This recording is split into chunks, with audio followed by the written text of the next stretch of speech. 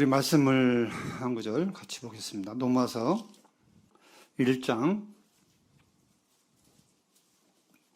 17절, 16절, 17절 같이 한번 읽어보실까요?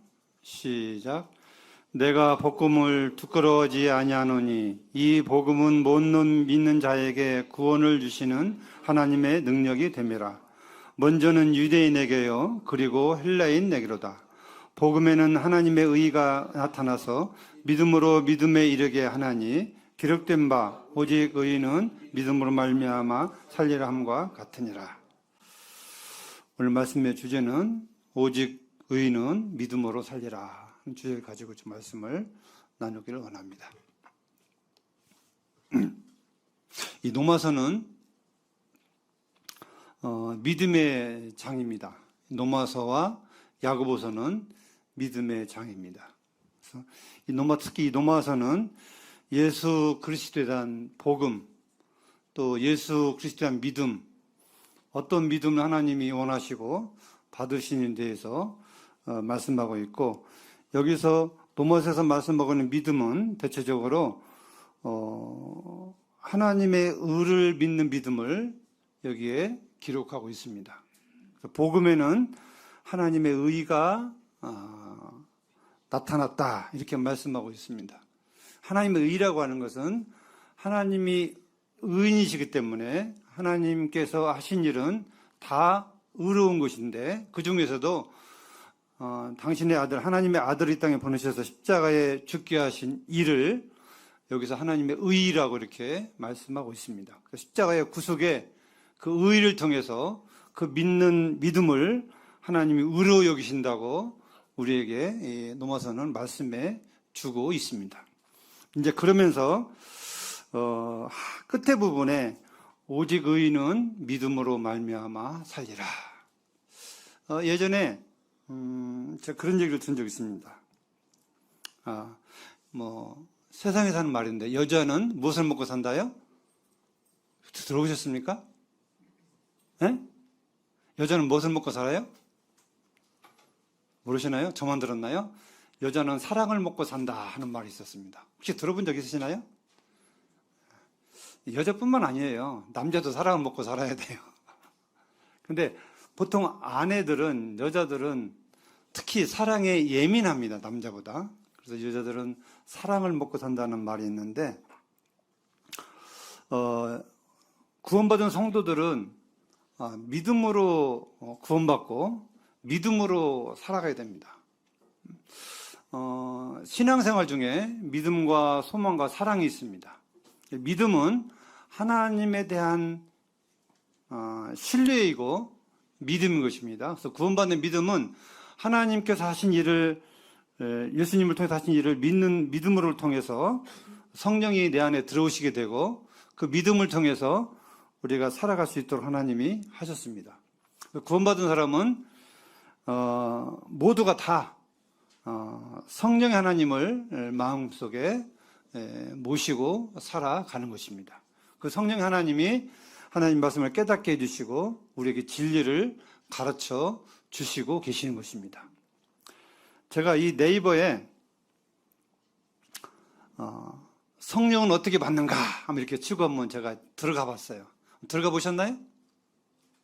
근데 온갖 구설들이 거기 다 올라와 있습니다. 여러 목사님들이 천주교에서 자기 나름대로 성경의 근거를 하면서 성령을 이렇게 받는 것이다. 되게 오순절날 다락방에서 그 말씀을 하시면서 성령 받는 비법에 대해서 말씀하고 있는데, 중요한 것은 성령을 받는 방법은요, 복음을 통해서, 복음을 시인할 때에 성령이 우리 안에 들어오신다고, 성령으로 인치신다고 말씀하고 있기 때문에 우리는 다른 데에 미혹돼서는 안 됩니다.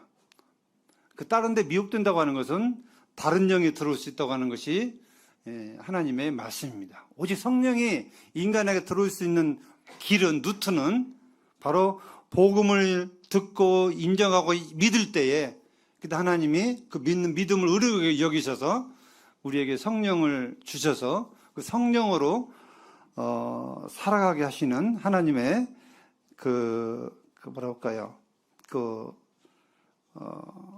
인도하심이 우리에게 주어지는 것입니다.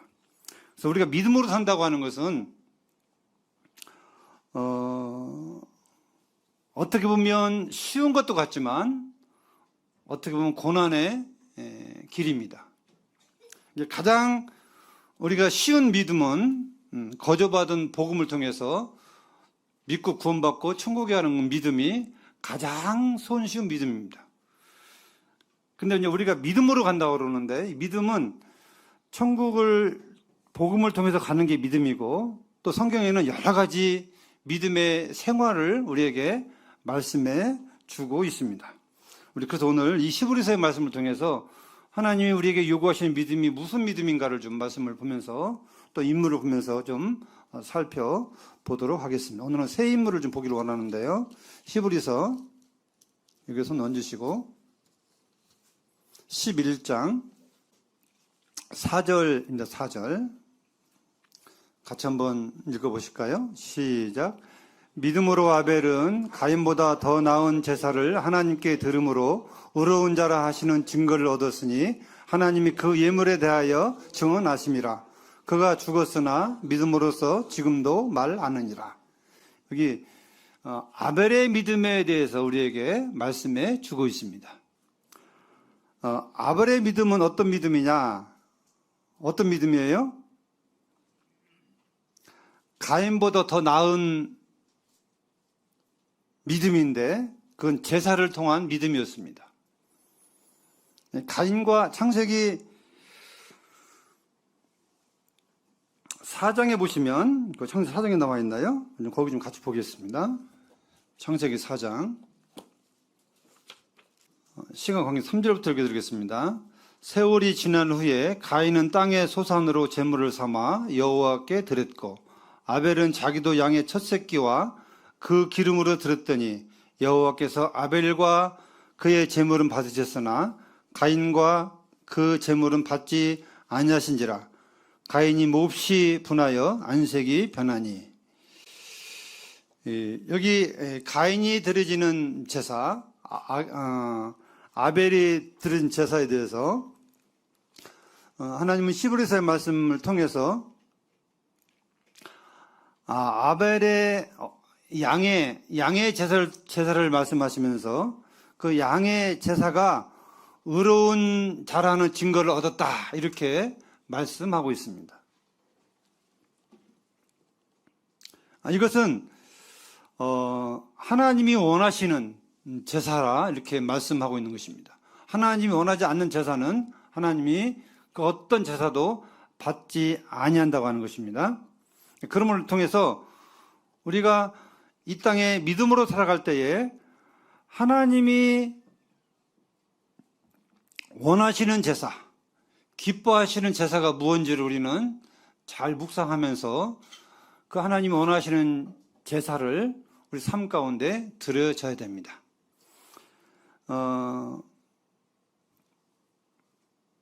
이 제사는 오늘날 예배를 우리에게 생각나게 합니다.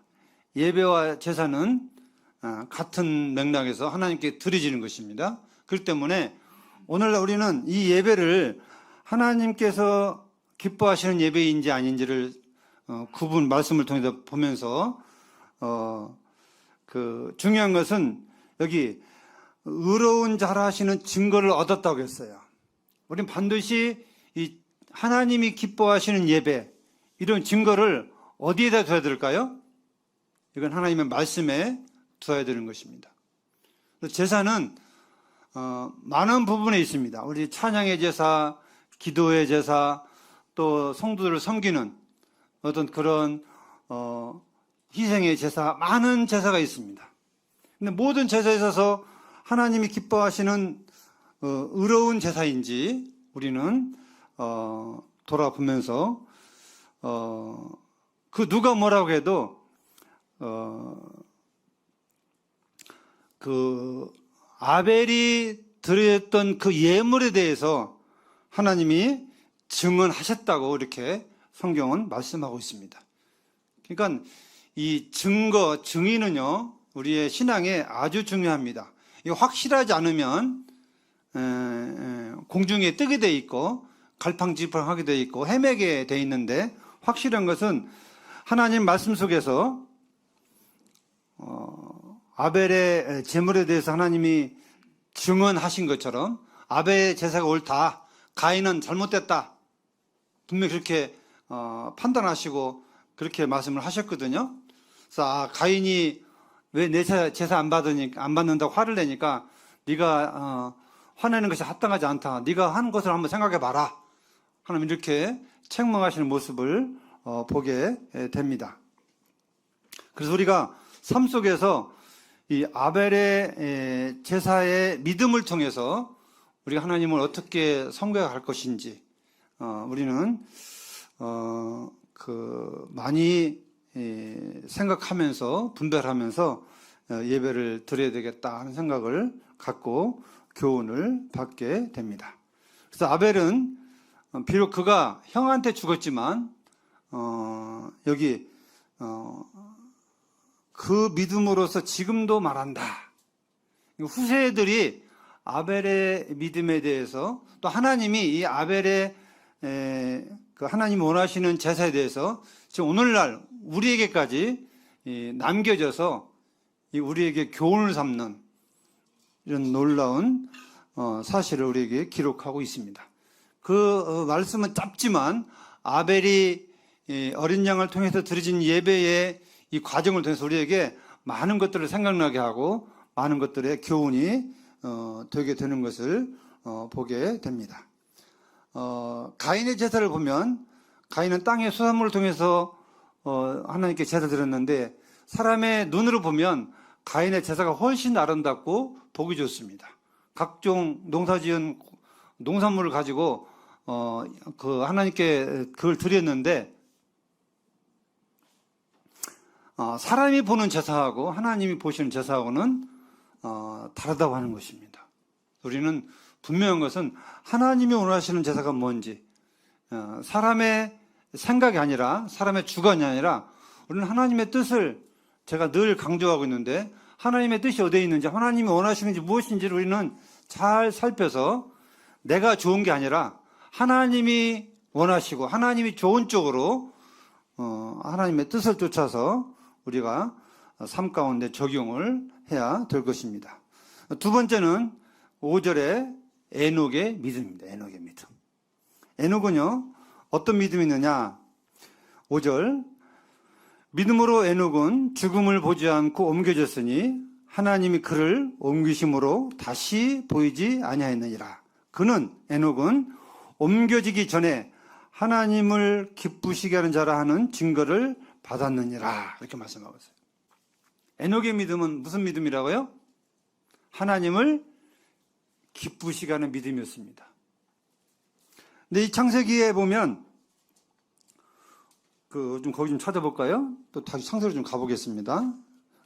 창세기는 뭐라고 말씀하고 있는지, 창세기 5장 21절부터 24절까지 보시면, 에녹은 65세에 무드셀라를 낳았고, 무드셀라를 낳은 후 300년을 하나님과 동행하며 자녀들을 낳았으며, 그는 365세를 살았더라.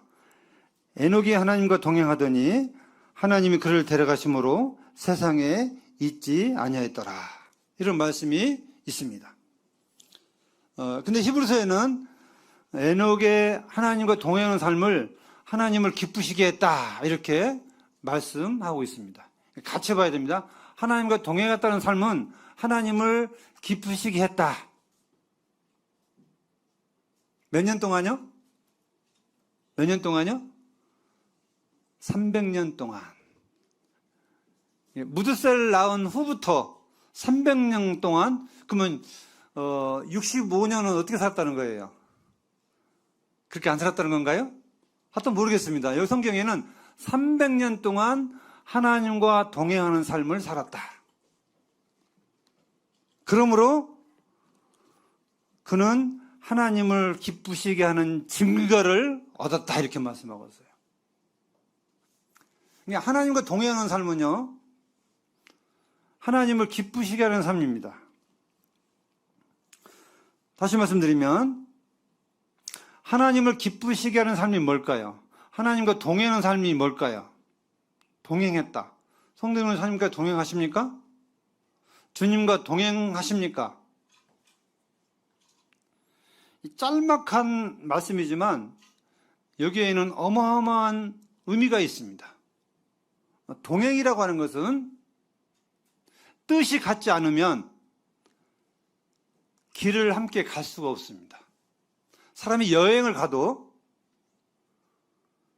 뜻이 안 맞으면 여행하는 도중에 늘 불만이 있고 그 여행 며칠이라 할지라도 짜증나는 여행이 될 수 있어요. 자, 음식을 하나를 먹어도 둘이 가면 둘이 하나가 되면 행복해지는데 나는 이식을 좋아한다, 나는 뭐 한식을 좋아한다 이렇게 싸우면 그거 어떻게 되겠어요?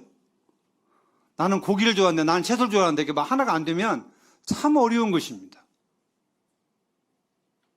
그렇게 해서 여행 온 사람들 중에 음식 때문에 안 맞아서 싸우고 그냥 간 사람들도 있대요. 같이 왔다가. 나는 이거 먹고 싶은데, 나는 저거 먹고 싶은데. 이게 이 동행이라고 하는 것은 마음이 하나야 되고 뜻이 하나가 돼야 돼요.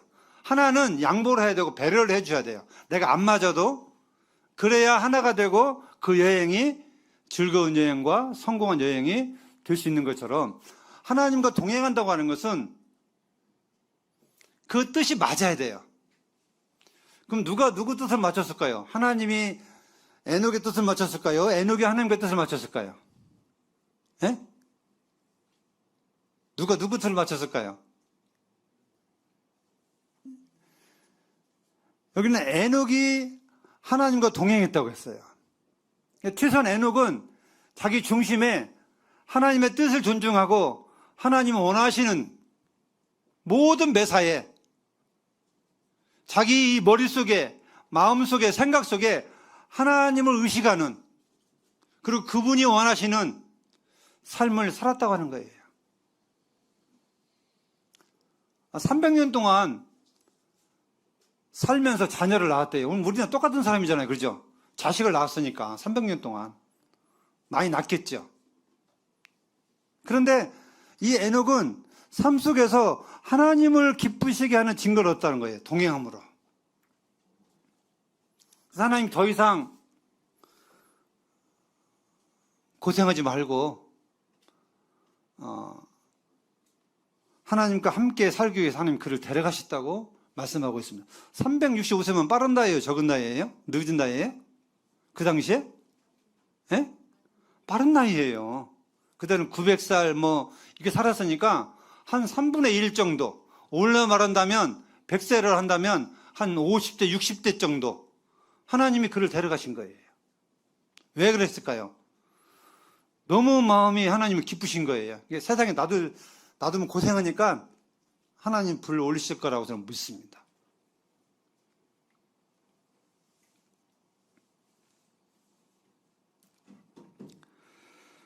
이 에녹의 믿음을 생각하면서 그 부모가 행복할 때가 있습니다. 그게 언제인 줄 아세요? 돈 가지고 고기 사줄 때요? 옷 사줄 때요? 언제가 가장 행복하세요, 성도님들은? 자녀를 두신 성도님들은 언제 가장 행복하십니까? 용돈 줄 때이십니까? 그건 좀 돈에 문제가 있는 분이에요. 언제 가장 행복하십니까? 아니면 반대로 언제가 가장 비참하게 생각하십니까? 불행하게 생각하십니까? 응? 그 부모를 인정하지 않을 때예요. 부모를 안 믿어줄 때예요.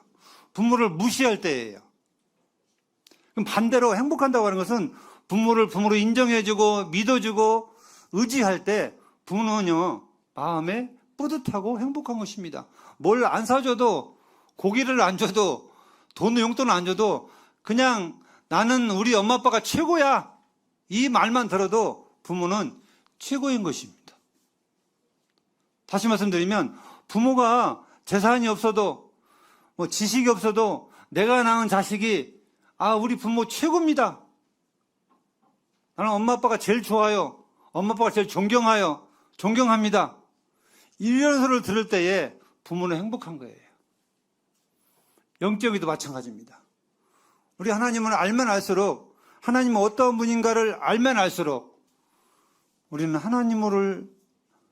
하나님에 대해서 감사할 수밖에 없고 의지할 수밖에 없고 찬양할 수밖에 없습니다.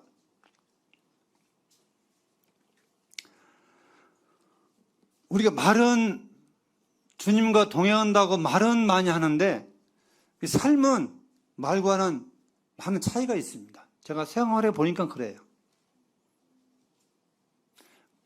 에녹은 적어도 하나님과 동행했다는 이 한 말씀 속에 그의 온 300년 동안의 삶은 하나님을 의식한 삶이었다. 좋은 일이든 안 좋은 일이든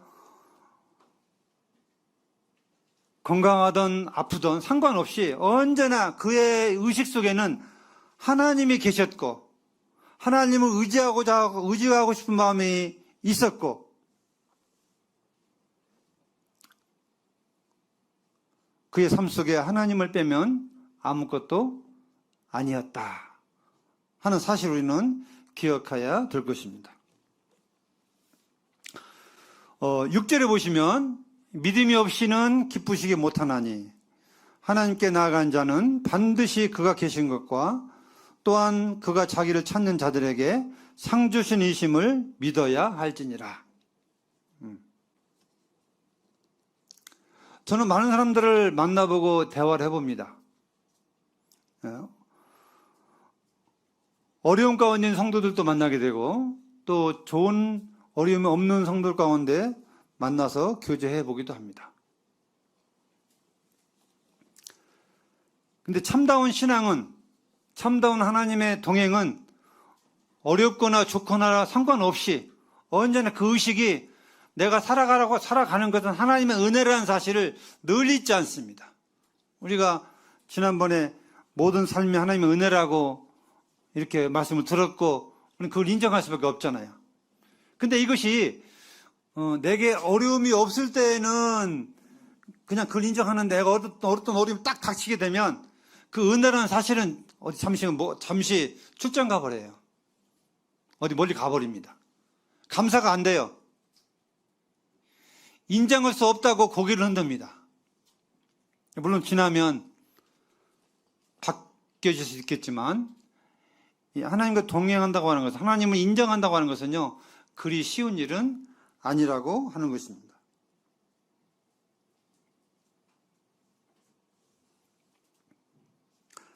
잠언 3장 6절에 보시면 너는 범사에 그를 인정하라 하는 말씀이 있습니다. 하나님과 동행하는 삶은 하나님을 범사에 인정하는 삶입니다. 그리고요, 다윗이 하나님 마음에 합한 사람이라고 성경은 기록하고 있는데 그 이유 중 하나가 다윗은 모든 매사에 많이 하나님께 물어봤어요. 하나님 하도 됩니까? 하면 안 됩니까? 늘 물어봤습니다.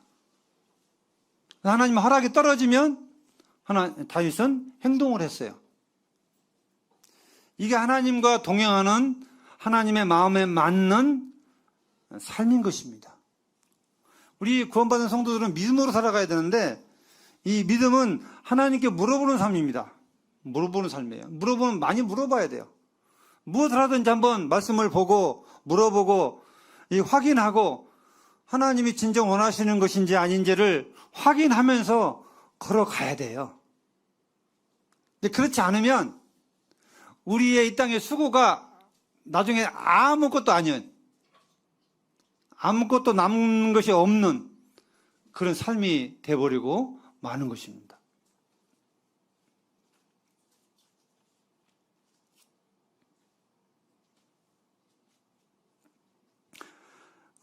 다니엘서에 보면 다니엘의 세 친구의 믿음이 나옵니다.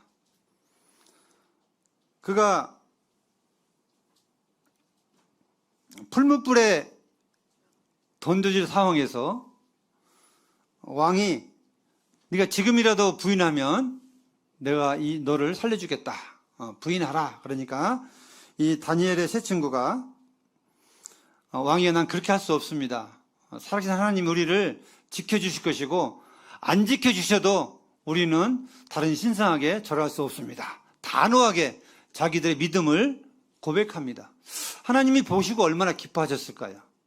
이게 내가 극한 죽음에 처해 있는 상황에서도 하나님을 부인하지 않고 하나님 인정하고 하나님 우리를 구원해 주실 것이다. 아니 구원해 주지 아니하실지라도 나는 그렇게 할 수 없다 하는 이런 고백이, 이 믿음이 하나님과 동행하는 믿음이었다고 하는 것입니다.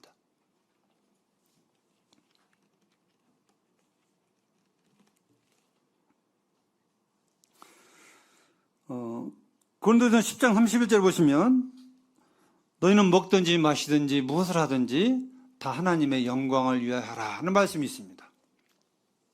하나님과 동행하는 삶은 그 목적을 어느 목적이든지 하나님의 영광을 위한 목적을 두고 우리가 살아가야 됩니다. 우리가 식사할 때 어떻게 기도하세요? 주신 음식에 감사하고 식사하시죠. 내가 먹는 것도 내가 음식을 먹어서 내 몸을 힘이 나게 하고 건강을 돌보는 것도 하나님의 영광을 위해서 내가 음식을 먹는다고 항상 생각하면서 음식을 먹어야 돼요. 그렇게 되면 어떻게 될까요? 나쁜 거 먹으면 돼요, 안 돼요? 하나님의 영광을 위한 음식인데 내 몸에 나쁜 것은 먹지 말아야 돼요. 철저하게 가려내야 돼요. 좋은 것만 먹어. 왜? 하나님의 영광을 위한 몸이기 때문에 철저하게 하나님을 의식하고 내가 잘 관리해야 할 필요성이 있어요, 없어요? 저도 잘 그렇게 안 되는데 내가 먹고 싶은 거 몸에 잘 안 맞아도 먹게 되는 경우가 있는데 할 수만 있으면 하나님이 내 몸을 관리하는 차원에서 하나님을 의식하고 좋은 건 먹고 안 좋은 건 안 먹어야 돼요. 먹든지 마시든지 무엇을 하든지 그 목적이 하나님을 의식하고 하라는 거예요. 이게 하나님과 동행하는 삶의 기본이고 삶인 것입니다. 그 목적을 잃어버리면 하나님과 동행하는 삶을 잃어버리는 것입니다. 직장을 가든 공부를 하든 잠을 자든 우리 생활 가운데 모든 패턴이 우리가 하나님의 영광을 위한 존재이기 때문에, 영광을 드러내기 위한 존재이기 때문에 하나님과 동행하는 삶은요, 그 목적을 거기다 둬야 돼요. 그러면 그 사람의 신앙이 저 형제님은 저 자매님은 하나님과 동행하고 있구나, 함께 살고 있구나. 잘 보세요. 죄는 더러운 것은 하나님과 우리 사이를 끊어놓습니다. 나눠놓습니다. 멀리하게 합니다. 동행하지 못하게 해요. 그래서 우리의 생각, 우리의 목적이 주님을 향한 것이 아니면 다 더러운 것들이고 다 못된 것들이에요. 이게 어긋난 것들입니다. 이게 그냥 우리가 이 고린도서 10장 31절 말씀을 그냥 먹든지 마시든지 무엇을 하든지 하면 영광을 하라 이런 말씀이 있으니까 그냥 별거 아닌 거 생각하는데 아니에요. 이게 엄청난 말씀이에요. 그 목적을 잃어버리면 오히려 하나님의 영광에 저해가 된다고 하는 것이거든요. 반대가 된다고 하는 거예요. 그래서 철저하게 가려서 먹고 가려서 말하고 가려서 행동을 해야 돼요. 말하는 것도 모든 것이 다 그 목적을 거기다 두는 것이 하나님과 동행하는 삶이다. 이게 우리가 땅에 살면서 하나님을 기쁘시게 하는 증거를 얻어가는 것입니다. 시편에 보면 땅 위에 있는 성도는 존귀한 자니 나의 모든 즐거움이 저에게 있도다. 아버지의 마음이 이 땅에 사는 성도에게 있다고 하는 거예요. 근데 성도들이 아무렇게나 살 때 즐거움이 있을까요? 아닙니다. 성도들이 하나님의 뜻 안에서 하나님이 원하시는 삶을 살 때에 하늘에서 우리를 보시면서 흐뭇해 하시고 행복해 하시는 것입니다. 마치 자식이 부모의 말을 순종하고 부모의 뜻대로 잘 살아갈 때에 부모 마음이 행복해지는 것처럼 우리 영적인 것도 마찬가지라고 하는 거예요. 아무쪼록 에녹처럼 모든 범사에 하나님 의식하시고 목적을 거기다 두시고 내가 사나 죽으나 하나님의 것이기 때문에, 주의 것이기 때문에 더도 아니고 덜도 아니고 그 우리가 근본을 잊어서는 안 되겠다고 믿습니다. 세 번째로 7절. 믿음으로 노아는 아직 보이지 않는 일에 경고하심을 받아 경외함으로, 하나님을 경외함으로 방주를 준비하여 그 집을 구원하였으니 이로 말미암아 세상을 정죄하고 믿음을 따르는 의의 상속자가 됐느니라. 여기 노아의 믿음, 이 노아의 믿음은 어떤 믿음을 말씀하고 있을까요? 하나님 말씀은 노아의 믿음은 아직 보이지 않은 일에, 보이지 않은 일은 뭐예요? 물로 심판하는 경고의 말씀. 이때 당시에는 홍수가 내린 적이 없습니다. 비가 많이 내린 적이 없어요. 근데 하나님이 노아에게 장차 100년 후에 물로 세상을 다 쓸어버릴 것이다. 다 멸망케 할 것이다. 그러니까 너는 방주를 지어라. 하나님 설계도를 노아에게 주십니다. 노아는 이 일에 선택을 입게 되었고, 노아는 이 일에, 여기 말씀에 이 일에 경고하심을 받아. 이 경고는 뭐예요? 부탁, 또 명령, 이게 다 들어가 있습니다. 너는 방주를 지어라, 이런 말씀인 거예요. 경고하심을 받아. 근데 무슨 마음으로 했냐면 하나님을 경외함으로 했어요. 경외함으로. 굉장히 중요합니다. 하나님을 경외함이 없으면, 경외가 뭔 뜻이에요? 두려워하는 거, 두려워하는 거. 하나님의 말씀이기 때문에 반드시 이루어진다고 하는, 내가 하나님의 말씀을 순종 안 하면 큰일 난다고 하는, 그 하나님은 엄청난 분이기 때문에 그 말씀을 꼭 순종해야 된다고 하는 이런 마음의 간절함이 이 노아에게 있었다고 하는 것입니다. 그래서 그는 몇 년 동안요? 100년 동안 방주를 지었어요. 정말 100년 동안. 오늘 말은 우리 그 100세 시대라고 하는데, 우리는 오늘날로 말한다면 갓난이로 태어나서 모든 생애 죽을 때까지를 이 방주를 짓는 데에 전념을 했다고 하는 것입니다.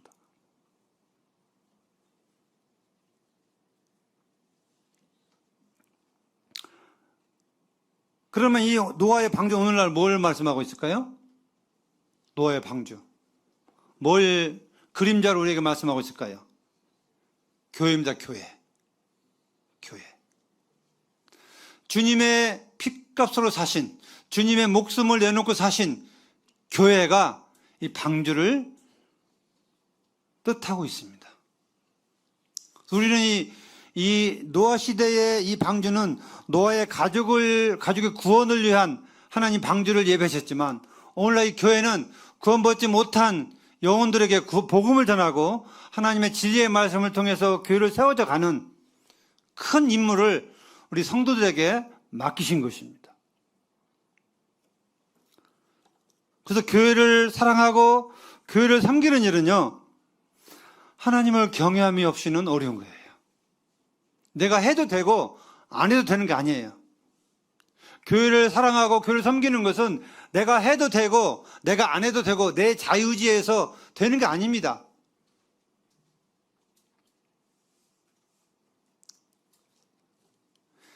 하나님이 방주를 통해서 우리에게 주신 이 복은 엄청납니다. 이 방주 안에 들어가면 심판 때에 살 수 있고 안전하게 살 수 있는 것처럼, 이 교회 안에 소속되어 있는 모든 성도들은요, 주님의 심판 때에 안전하게 살게 되고, 더군다나 여기 상속자, 우리는 상속을 입을 수 있는, 하나님의 나라의 유업을 상속받을 수 있는 그런 상속자가 우리가 된 것입니다.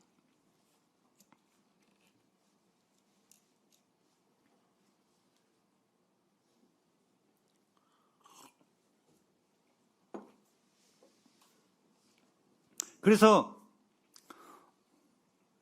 신앙은 마라톤 경주와 같다고 했습니다. 마라톤 경주. 노아가 100년 동안 방주를 지은 것처럼 성도는 구원받은 이후부터 내가 죽을 때까지, 주님이 공중에 오실 때까지 우리는 이 교회를 위해서, 교회를 세우는 일을 위해서 우리는 올인해야 된다. 올인 아시죠? 그냥 대충이 아니라 온 생애를 교회를 세우는 일에 우리는 충성을 다해야 될 것입니다. 왜냐하면 십자가에 주님이 죽으신 목적도 교회를 위해서 자기 목숨을 주셨다고 말씀하고 있고, 교회를 세우기 위해서 주님이 이 땅에 오셔서 그렇게 하신 것입니다.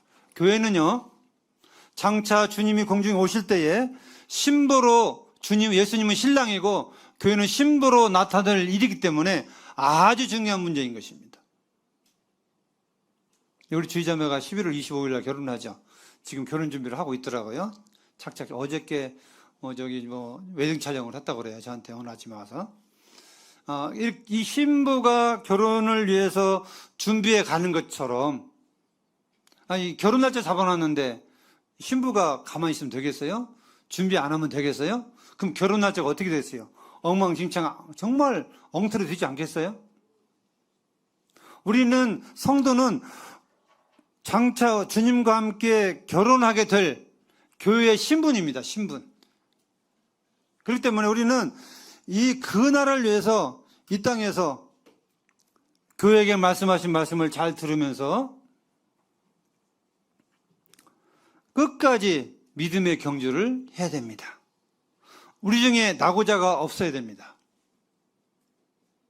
100년 동안 노아가 방주를 만든 것처럼 우리는 언제 오실 주님을 알 수 없지만 주님 오시는 날을 위해서 우리 열심히 이 방주된 교회를 세우고 섬겨야 할 것입니다. 그러므로 하나님이 그 일을 기뻐하실 것입니다. 믿음은 하루아침에 생겨나는 게 아닙니다. 우리 한 말씀만 보고 말씀을 줄이도록 하겠습니다. 로마서 10장 17절 말씀을 같이 한번 읽겠습니다. 시작. 그러므로 믿음은 들음에서 나며 들음은 그리스도의 말씀으로 말미암느니라. 우리가 믿음이 없다 그러는데, 믿음은요 하루아침에 만들어지는 게 아닙니다. 믿음은 하나님에 대한 믿음은 하나님의 말씀을 들음으로, 봄으로, 묵상함으로 믿음이 생겨나는 것입니다. 다시 말씀드리면, 믿음이라고 하는 것은 알지 못하면, 듣지 못하면 그 믿음이 생겨날 수가 없는 것입니다. 이건 어떤 경우가 똑같냐면, 우리가 처음 보는 사람, 그 사람이 어떤 사람인지를 알 수 있습니까? 없습니까? 없어요. 그 사람과 만나보고 대화해보고 살아보고 해야만이 그 사람을 알 수 있는 것처럼, 우리가 예수님을 알고 하나님을 안다고 하는 것은, 그 믿음이 생긴다고 하는 것은 기도하고 말씀을 통해서 그 묵상하고 그 말씀이 어떤 말씀인지를 내가 자주 듣고 순종하고, 또 그 순종한 가운데 하나님의 능력의 말씀이 나타날 때에 나를 통해서 우리는 하나님에 대한 믿음이 생겨나게 되고 생겨날 수밖에 없고, 우리는 그 믿음을 하나님이 보시고 기뻐하시게 될 것입니다. 그래서 우리는 오늘 세 부분의 말씀을 좀 드렸습니다. 아벨의 믿음, 그 다음에 또 노아의 믿음, 그 다음에 에녹의 믿음, 세 부분을 제가 말씀드렸는데, 아벨의 믿음은 제사를 통한 믿음이었고, 에녹은 하나님과 동행하는 삶 속에서 동행하는 믿음이었고, 또 이 노아의 믿음은 하나님의 경고의 말씀을 듣고 경외함으로 하나님의 말씀을 순종했던, 그대로 순종했던 이 믿음을 우리에게 교훈해 주고 있습니다. 저와 우리 봉동교회 성도님들은 이 믿음의 말씀을 좀 마음에 새기시면서